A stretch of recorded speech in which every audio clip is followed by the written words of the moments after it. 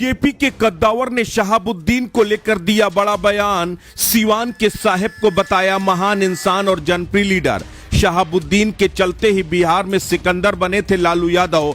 अगर आज जीवित होते खान तो साधु की नहीं खुलती जुबान।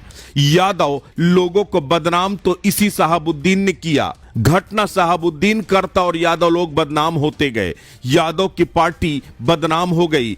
कितना बार हम बोले मारो लात भगाओ इस सब लफुआ तफुआ को। ये शब्द लालू यादव के साले साधु यादव के हैं, जिन्होंने एक पॉडकास्ट के दौरान कहे। लालू के साले ने शहाबुद्दीन को अपराधी बताया और आरजेडी की दुर्गति के पीछे इस डॉन का नाम लिया। साधु यादव का यह बयान जैसे ही सामने आया वैसे ही सोशल मीडिया पर शहाबुद्दीन को लेकर बहस शुरू हो गई।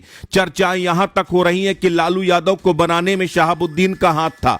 शहाबुद्दीन की वजह से लालू यादव का MY समीकरण बना। शहाबुद्दीन ही वो शख्स थे जिनके चलते लालू यादव ने बिहार में 1.5 दशक तक शासन किया। ऐसे में एक बीजेपी नेता ने निजी चैनल को दिए इंटरव्यू में शहाबुद्दीन की जमकर तारीफ की। उन्होंने कहा शहाबुद्दीन जेल में रहते हुए रामायण, गीता और कुरान साथ रखते थे, उसे पढ़ते भी थे। उन्होंने कहा कि शहाबुद्दीन एक मजबूत और जनाधार वाले व्यक्ति थे। शहाबुद्दीन जिंदा रहता तो उसके सामने खड़े होने की किसी की हैसियत नहीं थी।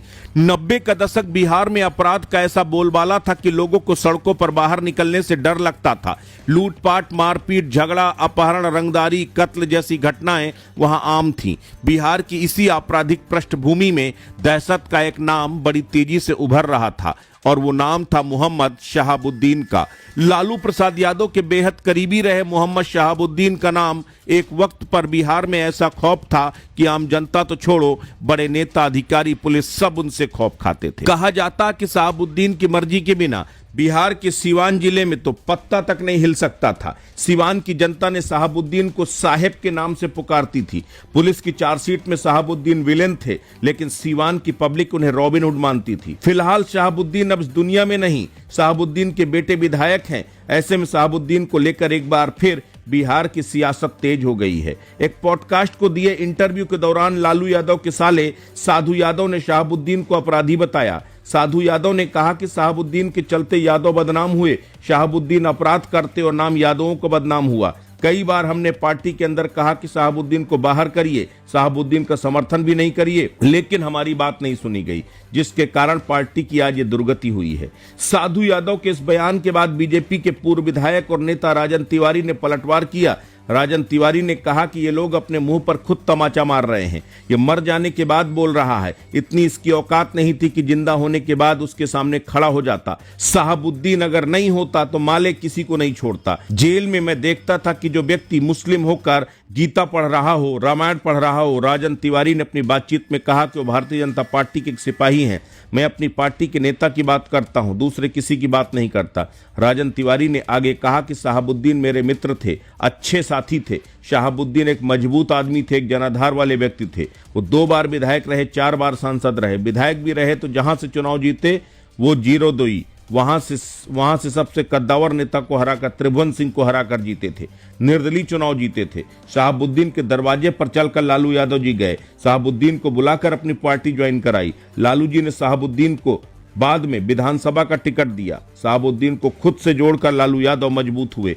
राजन तिवारी ने आगे कहा कि शहाबुद्दीन को जोड़ने के बाद लालू यादव का माई समीकरण बना, यानी MY समीकरण बना। शहाबुद्दीन की औकात समझ लीजिए। सीवान से किशनगंज तक बिहार के चारों कोनों के मुसलमान शहाबुद्दीन को अपना नेता मानते थे। शहाबुद्दीन अपने समाज के लिए और अन्य बिरादरी के लिए काम करते थे।